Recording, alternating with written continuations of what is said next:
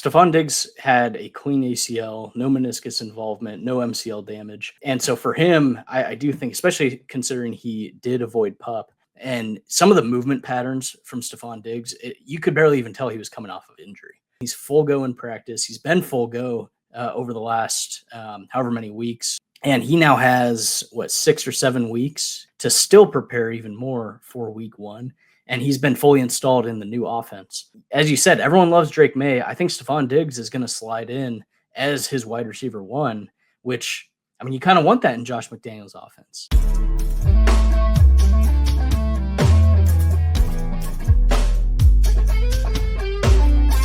What is going on, Sharp Football family? It is your resident Swami of Konami, Rich Hribar, and we are here as we're recording this 10 days out from the Hall of Fame game, the start of the 2025 season. It is crazy how rapidly it's approaching, and we are here to get you ready for the upcoming season.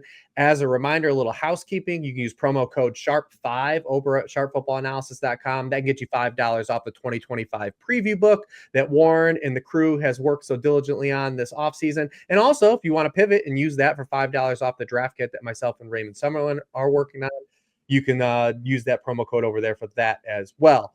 We're doing a special show today. It's one that we do kind of every summer, and I love bringing on a new guest here. One of the cool things about, me getting to do this podcast is I can do a show with someone like Bob Harris last week, who's just a staple and an icon in the industry. And then also sometimes I get to use my forum for the powers of good and get to talk with some people that, necessarily haven't had the opportunity to get on, a platform, or people haven't got to hear their takes. And that's kind of what we have here today. Today, we're going to be discussing, injuries and the players that are injured or coming off significant injuries. And with that, I'm tagging in a guest, Jeff Mueller. You can follow him over at, on X. And I don't know if you are on Blue Sky, Jeff, or wherever else everyone else is on here, but he's a doctor of physical therapy. He writes as a fantasy football injury analyst at Destination Devy. We love Ray and the guys over there. He writes at 4for4 football. We love Lewis and the guys over there as well. So Jeff, it's finally great to finally meet you in person. I've been following you for a couple of years, and we get a chance to chop it up and talk some football and some injuries as well. Yeah, this is great. Thanks for the invite onto the show. This is awesome. I know we've gone back and forth on Twitter for a while, so this is really cool. Yeah, I've appreciated a lot of your takes, not just from an injury stance, but, you as a fantasy player as well, and being able to tie that up. So real quick, just give everyone here that's hearing you for the first time just a little bit of a background on what you do and how you kind of got into this space. One of the cool things about this industry and, kind of following the evolution of this is, I was someone that used to just kind of throw out I was always injury agnostic, so to speak, because I'm not a doctor. I don't know anything about this stuff, like from a medical background stance. I try to read up on things as I could, but I always was like, oh, there's not enough information. So I always operated from an agnostic stance of hey, if a guy's hurt, I'm probably not drafting him. And I didn't have any knowledge of all right, when this guy could come back and stuff. But now we have all these people in the space now that are that can analyze this stuff. And so, yeah, kind of just fill some people in your background on how you got here. Yeah, that is it is really cool to see. There's a bunch of people now who do it, and I'm blessed enough to have a platform to be able to do this. I've worked in orthopedic PT physical therapy for 11 years now, and I'm a partner at our clinic. And in 2020, I started doing fantasy football content analysis, actually pushed by my wife. My wife encouraged me, hey, you have this extra time. I know you like fantasy football. You should look into some kind of hobby. And I started thinking about it and realized there's actually a space for this where people enjoy this type of content. And like you said, there wasn't a lot of information out there. It really started growing in 2020, really 2019, I think. So yeah, it's been really cool growing the platform and doing more and more over the last couple of years. Yeah, I mean, I love to see it and get, actual, information on some of these injuries. And that's what we're going to do. We're going to break down some of these injuries, get kind of your fantasy takes on, surrounding the players that are injuries. And we're going to kind of break this up into 3 shows. So definitely, after you listen to this one, there's going to be 2 more coming. We're going to kind of section these up by positions. I thought was the best way. I was looking to do it by like ADP, and then I realized they were just like kind of clusters around. So we're going to do it by positions. And I think one of the most interesting fantasy positions, the ones that everyone else talk about, because probably the most injuries always every year kind of come into it. And I think most people think that would be running back, but it usually isn't. It's wide receiver, right? So we're going to start with the wide receivers, and I did put these in positional order, kind of by the ADPs they're coming off the board, and we're going to start off with the one that's kind of floated under the radar. Maybe there's a reason it's floated under the radar, and that's Amon-Ra St. Brown. He's doing his podcast as well. We all got podcasts, and he doesn't seem like his injury was any type of big deal, but he did have offseason cleanup on his knee. So kind of just real quick, like if you just want to go over kind of what the procedure was that he had done, and if there's like any kind of worry at all with Amon-Ra St. Brown from a medical stance. Yeah, from a medical stance, I'm not really concerned on him. The main player I can think of is like AJ Brown back in 2021. He had actually both knees scoped, and everyone kind of freaked out. They didn't really know what that meant, and turns out he had no concerns. Well, the main concern going into season is any hamstring injuries or soft tissue injuries. So that would be the main concern, but even that has a low likelihood of occurring, and you can't really predict it. So I'm not fading Amon-Ra St. Brown. The procedure itself was an arthroscopic procedure, basically a cleanup where they go in and whether it be a little cartilage damage or some meniscus, most likely meniscus damage, and just clean it up. It's almost like if you have a little fray on your shirt and they go in and trim it. And then, yeah, I bet if he had to play a game right now, he could play a game full go. So I'm not really concerned on him, and I don't think it'll pop up during the season. Let me ask you about Amon-Ra St. Brown. He goes in like the middle of the first round. There's been a lot of talk about, the potential regression for the Lions. We saw last year his target per route rate like drop. And I say drop because it was just so lofty before, but it was impacted by, the ascension of Jameson Williams, Sam Laporta, still involved in this offense. He goes around really good players. So, have you been drafting a lot of Amon-Ra St. Brown this year in kind of that openings, area, or have you just liked other receivers more than him? Yeah, I honestly, I don't think I have him in a single draft so far. I prefer Malik Neighbors. I prefer Brian Thomas Jr. I prefer Nico Collins, at least for the wide receivers in that range, or even like Ashton Janty. Well, I think Amon-Ra has been going before him, but yeah, I don't have a lot of Amon-Ra St. Brown. I think the main concern, I'm not concerned injury wise, but what is the change OC wise? How does that impact Jared Goff, his efficiency, and then the wide receivers? Yeah, absolutely. And that's what's been coming into, with the Lions talks, they scored 18 touchdowns over expectation. Goff had a career year, pocket passer with a career is always kind of a red flag. They lose Ben Johnson, they lose two interior offensive linemen.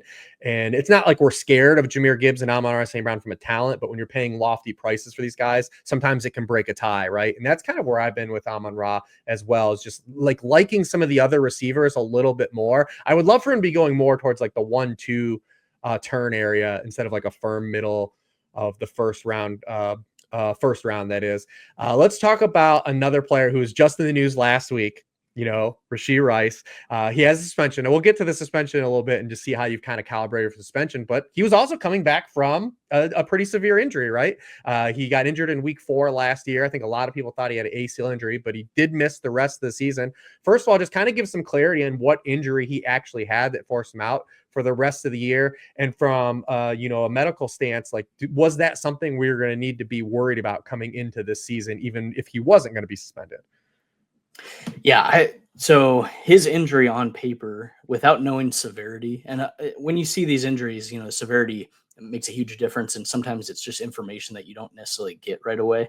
But he had an LCL injury, LCL tear, and a hamstring rupture that actually had to be repaired.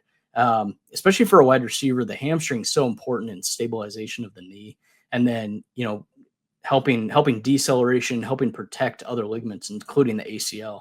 So my initial thought when it first happened was like, man, this is a wide receiver I'm going to have to fade for the first half of the season, and then not even thinking about the suspension yet. But as we've been going on, I think the first video popped up in March where just his movement patterns So one thing I enjoy doing as a physical therapist is looking at movements of players. So it's not just looking at data and not just looking at time frames of a return to injury like an LCL or a hamstring, whatever it might be, but actually analyzing how a player is moving coming off that injury. That matters so much because you can't put all these players, all these individual injuries on the same timeline. They're all individualized. So seeing some of these videos of how he was moving in March, in April, I mean, his lateral, his change of direction, his deceleration, he's been moving so well. And as far as I know, I don't know if you've seen anything, but I don't think he's starting on pup. No. Yeah, so Yeah, he's he even wasn't. avoiding that. Yeah, that's I mean, so if the suspension wasn't even in the equation, I wouldn't be fading him at all. I was actually drafting him in the third round if he was slipping. I think he was mostly going 2-3 turn for the most part prior to the Mhm. suspension or prior to the news. Yeah, Yeah, he actually hasn't officially been suspended yet, we should right. clarify, but Yeah, we're yeah, yeah. anticipating that something's gonna come. Well, yeah, and a lot of people, Drew Davenport, I hope I'm saying that last name correct. Yes. He is saying somewhere between 2 to 4 games, but man, he got 5 years of probation. 5 years is so long for probation, and then 30 days of jail time, so he's slipping to round 5. Like I don't see a reason. I fully expect this is a player injury wise. I'm not fading, and I fully expect him to actually return to his role. And Andy Reid has said the same thing. Like he's getting the reps in his same role in practice, and once he's returned, he's going to get that role back. And it makes sense with Xavier Worthy out wide and Rashee Rice back in the slot. So you're getting a high target per route run, high yards per route run player in round 5 now. Yeah, what makes Rice kind of interesting too, and assuming that there is a suspension handed out, he will, I believe, get to practice the entire training camp and Mhm. entire offseason, not until that comes into effect. There'll be this it would, I think, theoretically be week 1, and then he wouldn't be allowed to be with the team until that suspension is over. Right now, we're kind of just waiting to see. There was a Chiefs beat reporter, I do forget the name, so I do apologize for that said, internally they thought 2 to 4 games as well was kind of the word of mouth inside the organization. I not docked him 3 games. I kind of met that in the middle for initial like projection adjustment. And even with the 3-game suspension and me lowering his, kind of median projection for, potentially either coming off the injury or just sharing more work, saying Xavier Worthy just can't like be put back completely in the bottle, and lowered that. And even with replacement value, he still came out to kind of be the wide receiver 15 for the whole season, because a lot of people forget, when you won't be getting points from Rashee Rice weeks 1 through 3 or 1 through 4 while he's out of your lineup, but doesn't mean you're getting 0 points in that slot. Yeah, you're going to be starting another player. I hope people aren't putting it into their lineups. And I wrote about this. This is dating me because I've been doing content for so long. About replacement value and how gamers kind of overvalue early season suspensions. This was when Julian Edelman got busted for PEDs in 2018. And then everyone elevated Chris Hogan up. And I'm just like, man, Julian Edelman now looks like a steal. He fell to wide receiver 30 in ADP that year. He came back, was the wide receiver 12 in points per game the rest of the season. So with replacement value, just baseline, the worst replacement value you could have, you basically got the wide receiver 5 at wide receiver 30 ADP. And this happened again with Steve Smith. He was suspended two games a year before that, and he fell in ADP, and he came out and smashed the rest of the season too. So early season, when your roster's the strongest and the teams aren't on bye and you're able to plug in guys early in the season, like if he's only going to miss, I would say 4 games or less, I have a hard time moving him like anywhere lower than that kind of fulcrum point where you get to that wide receiver 2 range where you start to tear guys down anyways. I think like the Terry McLaurins, the Garrett Wilsons, guys that we know are good, but then we know that they come with like an inherent flaw too. I think that's where I slot him. So I think like that 3-4 turn range, it's hard for me to move him lower than that unless we get something like 6 games. So yeah, is that kind of like, do you agree with that? Or do you think like if he's going even around later than that, are you just smashing him or just scooping him up anytime he's in round 5? Yeah, I can't think of another reason to fade him if he's sliding to you into round 5. I mean, it makes me think of Puka Nakua. I mean, he missed. We didn't know he was going to get injured. You drafted him really high last year, and then he misses. What was it, the first 8 weeks or so, something like that. But then when he came back, he scored as I think the wide receiver 4. in that Yeah. time span from weeks 10 to 18. Now, if you told me, well, Rashee Rice is going to be suspended, but it's not going to be until weeks 14 to Right. 17, well, then I view him differently, right? But Mhm. early season, I mean, that's fine. I'll just make sure to draft somebody I can use for the first couple weeks, who's still going to give me value throughout the year. And then I'll profit on Rashee Rice on the injury discount or the suspension discount. Football season is right around the corner, and there's no better way to lock in your fantasy dominance early than with Best Ball on DraftKings, where you draft once and ride your roster all season long. And right now, DraftKings is giving all customers a can't miss offer. Draft one, get one. Enter a lineup in the $15 million Best Ball contest for just $20, and you'll score another Best Ball ticket to play free for a share of $15 million, giving you a second shot to win big. It's easy. Just draft your dream team once, no weekly management required, and let your top scorers automatically start each week. Across the whole season, every breakout star, every clutch play, every touchdown will count towards your quest for a share of $15 million. And if you're looking for someone to plug into your best ball lineup, there's nothing better to buy than year two wide receivers. Looking at wideouts that have been selected outside of the top 24 based on years in the league, second year wideouts have delivered the highest hit rates for beating their ADP and delivering wide receiver 1 and wide receiver 2 scoring seasons. Download the DraftKings Daily Fantasy app now to draft your $20 best ball lineup to play for a share of $15 million and get a second ticket to play free for a share of $15 million.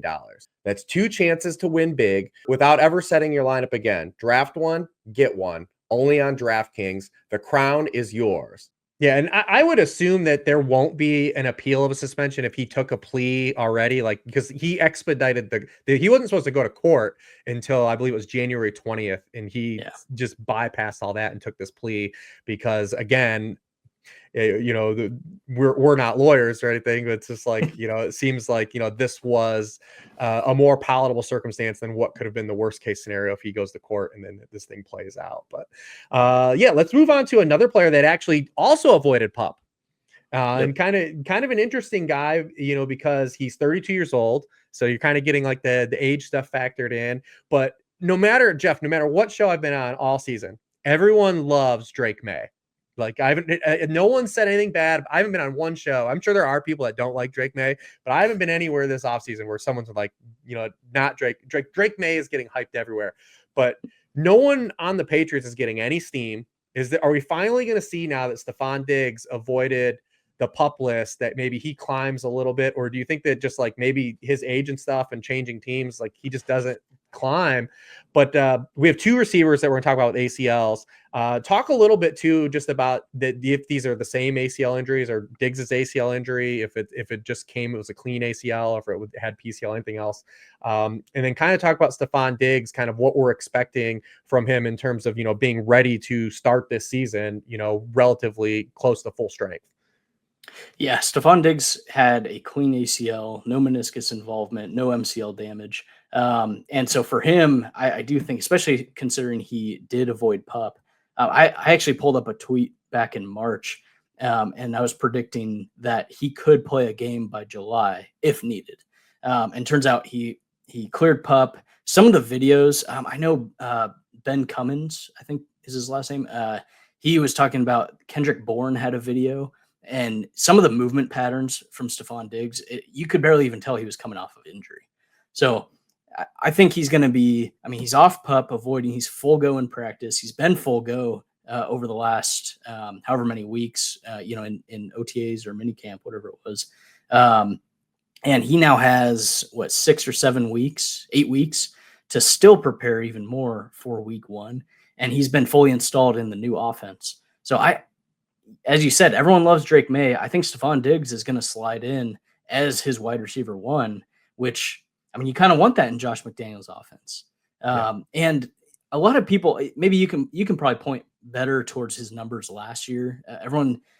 Every comment that I see on Diggs is, oh, he's washed. He struggled last year. He didn't generate as much separation, whatever it might be, but he's still putting up decent fantasy points, So it's like, if he's getting volume, that's what you want. That's what you need. And I think he's going to be able to slot in there starting week one, and have a very good chance of avoiding any re-injuries this year.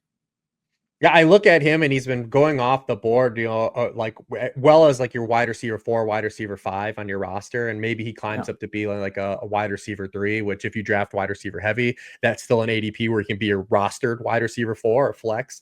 Yeah, I look at his numbers from last year, particularly one when he played outside, and then two with Nico Collins on the field, right? Because we knew Nico Collins missed time, and he did get a bump when Nico Collins was out, but he was still targeted on 22.3% of his routes with Collins on the field. Like, if you tell me like that's a floor, especially going to a New Yeah. England, like I think he's going to hit that number on the New England Patriots, is what I firmly believe.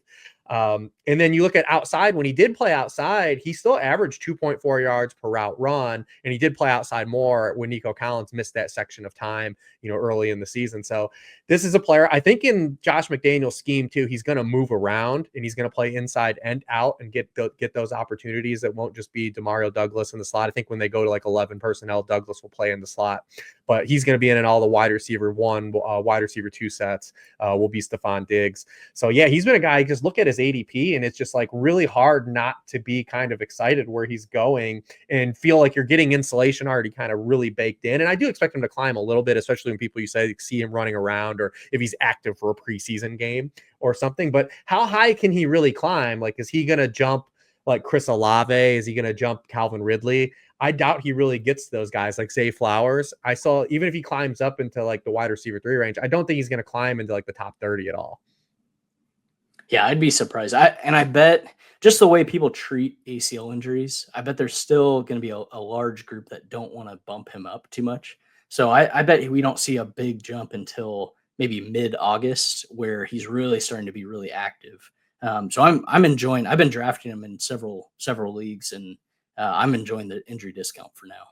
Yeah, and he's great because you can draft him basically after Drake May or dude like the late stacks with Drake May. That's what's been kind of fun if you're in these best ball leagues. But Yeah. he's also someone I believe that when we get to start the draft, he's going to be kind of just someone that we'll look at like, oh, is he just hanging out here on the board? Like, Yeah. all right. We're going And to move on then to what's that? Go for it. well, yeah, I was just gonna say by mid-season, we're probably gonna be like, why were we not drafting this guy higher? Yeah, that's kind of how I feel too, especially in the job. People forget like Josh McDaniels. There's a reason he keeps getting a chance to fail as a head coach, and we're probably out of those strikes. And it's because the dude can coach offense. Like, Yep. you go back to that last full season he had with the Raiders. That Raiders team completely punched above its weight class. And even if you go back to that last year with the Patriots, when he had like kind of the shell of Cam Newton, what he was able to coax out of like Cam Newton that year, and just that offense being competitive. I look at there's like legit talent here. Like, it's a lot of young talent, so it takes a step of faith of like congealing like early on this season. But the Patriots do, outside of Stefon Diggs, like they've got some like really like terms of like talented players you can talk yourself into like having a lot of upside as well. Like I said, everyone talks about Drake May, but none of these guys' ADP moves on the Patriots. It's Yeah. Travion's the only guy that gets drafted relatively high, and no one's drafting really anyone else. I do want to talk about another ACL, and you can let me know if it was a similar ACL to Diggs or if it had anything ancillary. But Brandon Aiyuk, they almost tore it at a similar time, right? It was late October for both. Mhm. Aiyuk had his surgery November 11th. So we'll be kind of approaching right around 10 months to the start of the season. We saw last year him, a healthy version of a missed training camp last year, and kind of looked like kind of lost to start the year. Mhm. You go back to that week 1 game where he dropped a touchdown against the Jets. Took him a little bit to ramp up. He only cleared 48 yards in one of his first 6 games before the injury. So let's talk about Brandon Aiyuk, one from an injury stance. Then I kind of want to get your take on how we're handling him. And then I'll get that first, and then we'll pivot here with some other 49ers wide receiver stuff. Yeah, injury wise, he is probably one of the players that I'll talk about that I don't have exact clear information, and the wording on the reporting has been hit or miss. Where Thanks, 49ers. ACL, yeah, seriously. Well, even Rappaport and everyone else. But yes, thank you, 49ers. We'll talk on that on Pearsall stuff. Yeah, ACL for sure. He did tear his MCL, but again, the reporting has been spotty on did he need the MCL repaired as well? Or majority of the time, and this is usually why players have their surgery delayed several weeks. is so Mhm. that the MCL can actually heal on its own. And it has a big blood supply, so it usually scars and heals pretty well on its own. Um, there was one video, again, as a 49ers fan, I've been trying to find as much information as possible. On his YouTube, he posted a video where his knee did look a little more swollen, and it was like 2.5, 3 months out. And he didn't have full flexion, where it was just enough to make me actually wonder for the first time, maybe he did have his MCL repaired. Um, but again, I just don't know. As of right now, I've been operating under the assumption that it was just ACL and the MCL was allowed to heal on its own. And I do, based on some videos I've seen, pictures I've seen, he actually looks like he's been able to work out a good amount. He's in good shape, just by picture at least. Obviously, we haven't seen him run any routes like Stefon Mhm. Diggs has been, but I do think there's still a chance that he is active week one. Probably most likely starts the season on pup. He's been placed on pup for camp. Um, but I wouldn't rule out week one where he's actually active. Again, it just depends on was the MCL actually repaired or not. But it sounds like Matt Mayoka is probably the most accurate 49ers reporter. And he said that if he's not active week one, and he even said there's a chance, if he's not active week one, most likely he's back week 5. So the sooner he's active, the way I treat these guys, even if they start the season on pup, the sooner they're active. I'm not necessarily starting them right away in fantasy, but Mhm. I hope that that player gets active sooner than later, because then they're starting to get in-game reps. They're starting to run routes. They're starting to get in-game shape, where they weren't able to get that in practice. And then hopefully, the sooner they can do that, the sooner their ramp up starts to happen, where they're becoming fantasy viable. So if he's active week 5, I'm hopeful that week 8, week 9 rolls around where I can actually start him in fantasy. Yeah, and let's pivot off of that and let's get like kind of the fantasy sake. First of all, yeah, you brought up Pearsall, and Pearsall did start on the pup, but he's dealing with a hamstring that happened in OTAs. You can let me know of like how precautionary is that, how much concerned you are, and then just in general, we've got this Juwan Jennings, inflection point now where he wants a little bit more of the bag, in the final year of the 2-year extension he did last year. He wants a little bit bump of money. The 49ers do have it right now if they did want to give it to him, but we Yeah. don't know if that's going to happen. We'll see if he shows up to camp. So how are we got a good idea, right? I think you probably agree there's a value here. Like Mhm. we're going to look back on this in January and say one of the 49ers wide receivers was just like too cheap and he ended up crushing. I have been like basically peppering all these guys. Have been drafting more Jennings than the other two just because of how good he was last year. But I have not been getting zero Pearsall and zero Aiyuk. So first, let me know about the Pearsall injury stuff, and then just let me know how you've been playing the room. Yeah. So the Pearsall injury, so really it's a technicality. Well, we're going to find out soon if it's a technicality or not. So he ended mini camp or OTAs not practicing because of the hamstring injury. So because he wasn't able to officially practice at that point, he, I was reading into the rules. He basically uh, defaults onto pup because they haven't officially practiced yet. So if it's minor, like Kyle Shanahan has said, again, there's going to be a bunch of comments on your channel about whether we can trust Kyle Shanahan or not. Um, Inevitable. But if he was truthful, then Pearsall, who defaulted onto pup, should be removed off of pup very quickly here. And I wouldn't be surprised if it's as early as Wednesday, which I think is their first official practice. And that's kind of how I've been operating. I don't think from everything I've heard and seen, it's been a mild hamstring strain that I think he'll be ready for camp. So again, we'll find out official in the next couple days. Jennings, his price was starting to rise. I don't know if you saw that as you were Mhm. drafting. So actually, if anything, I was starting to not draft Jennings because I personally, even as a 49ers fan, I view him as like Kittle's probably number one. And then really Jennings, I view him as a wide receiver 3 in the offense who can pop any given time. So he's great for best ball, but his price was starting to rise to a point where like I didn't really want him compared to some of the guys around him. Now he's holding in. So he is going to be at camp, but he's holding in. And I think that's going to start dropping his price. At least I hope. At which point then I'll start taking him again. That's kind of how I've been playing the room. And honestly, as Kittle's price, or sorry, as Aiyuk's price drops, which I think it'll drop even more now that he's starting on pup and people won't see him practicing, they'll want less Right. of him. I think I'll start drafting him a little bit more, just depending on who's around him. Yeah, I don't mind Aiyuk, especially in the best ball leagues where you're focused on like the crunch time, right? It's a little trickier in your managed leagues because the settings, right? Like it's Yeah. dependent on settings because even if you have IR spots, so let me know if this has ever happened to you. Like, especially if it's in an auction or something, Brandon Aiyuk gets nominated, comes up for $1. You bid two, a courtesy bid. So you're like, hey, Brandon, $2. The best of him is worth more than $2, right? And then later on, you're like, there's 7 guys that you want to draft with your last roster spot, and you're like, damn it, I've got Brandon Aiyuk on my roster. I didn't expect to get him, because you can't put him on IR until you get out of the draft. So yeah, he's a little trickier to kind of manage that, a little more nuance in terms of drafting him. But I do believe, like you said, we're going to see him fall. Like he kind of is still going in like that no man's land, like around like Michael Pittman. And Hmm. Yep. I think he will probably fall a little bit behind like the Pittmans, maybe the Cooper Cups of the world, Keon Coleman's. Like Jaden Higgins, I think, is a guy that's just going to keep climbing probably and keep getting steamed up. But that's a pretty palatable price to grab him. It just, like I said, it's very contingent on the structure of your league, and are you able to put him on IR? Are you going to regret that roster spot at some point? Right. We got one more receiver that I want to touch on here, and it's Chris Godwin, who is going to start on PUP as well. It's this one to me. You're at the dig in here because like when you read this out loud, like the injury head, it sounds horrible. Like he had like a fractured fibula, a high ankle sprain, a deltoid injury. This was a guy who was absolutely cooking. A bounce back season before last year.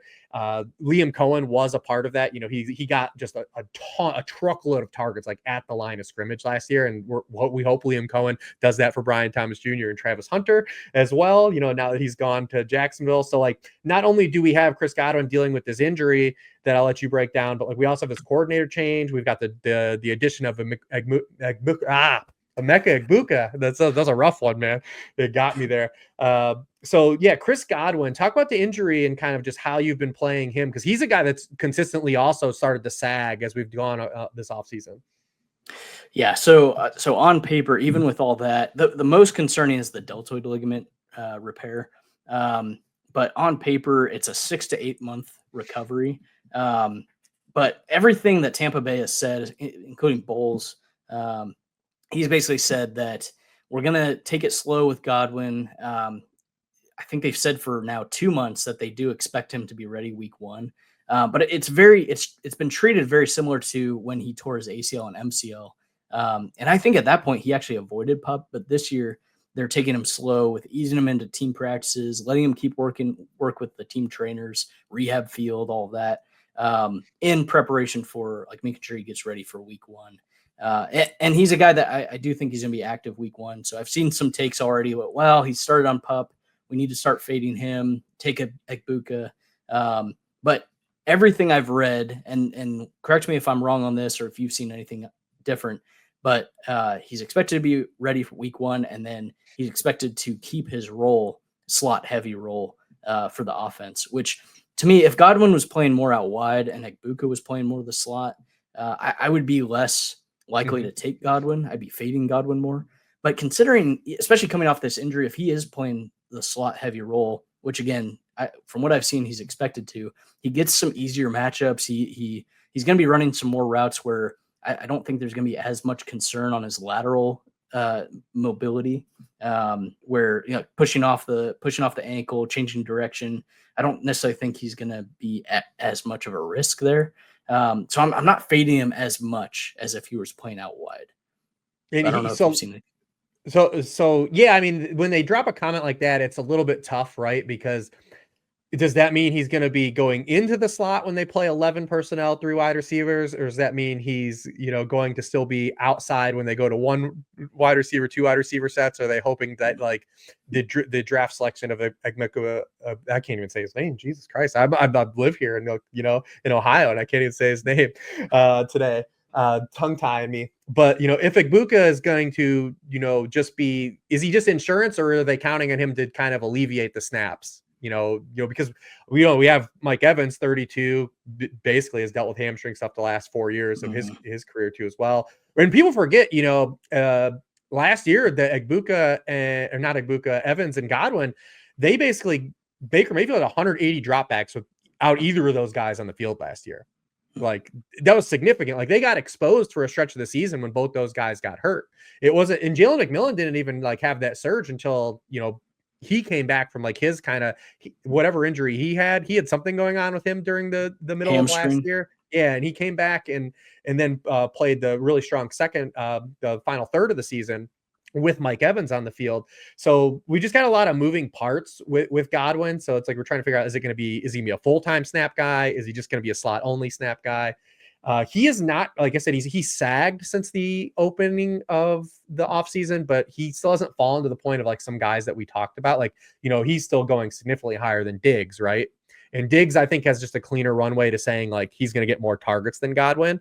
So I've just run into a problem where Godwin hasn't fallen enough to where I'm comfortable taking him over some of the names he goes around. Like I could still consider him a very similar asset as like a Deebo Samuel, who literally the one team Deebo Samuel could have left the 49ers for and you feel okay with is going to play with Cliff Kingsbury. And it's like, if he's going to get his targets in like the same area of the field that he still was, like he looks like just like a healthier version of Chris Godwin. But I'm glad that you brought up though, that like, yeah, hey, this is par for the course of everything they've been telling us this entire offseason. Don't double count it. And I think that is really prevalent to, kind of harp back on and say, like, this is what they told us was going to happen. They expect him to be ready week one in this kind of ramp period. So just because he's on the PUP, don't go ahead and just count that again over the fact. So I do like that as well. Words of wisdom.